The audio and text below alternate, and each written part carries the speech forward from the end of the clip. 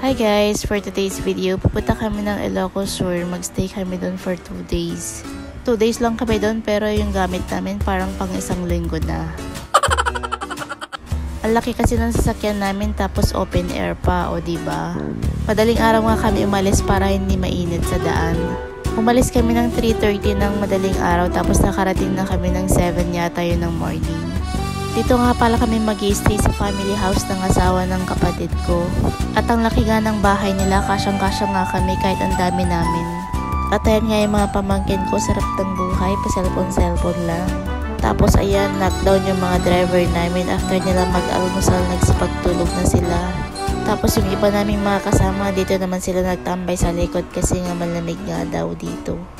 At maya-maya nga din ay dumating na nga rin yung family ng asawa ng kapatid ko. Galing din silang Baguio.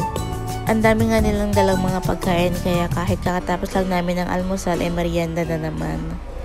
At ayan nga yung pamangkin ko, nakita niya yung cellphone ko na nagbi-video ako kaya lumapit siya.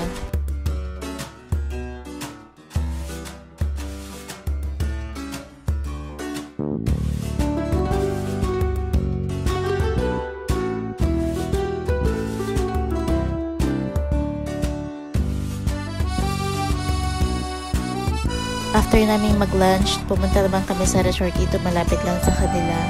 Meron ding beach dito na malapit pero hindi na kami nakapunta, yung mga lalaki lang. After nga nila maligo sa beach, dumiretso rin sila dito sa resort kasi nga umulan na. Yun lang for today's video in Ilocos. Bye!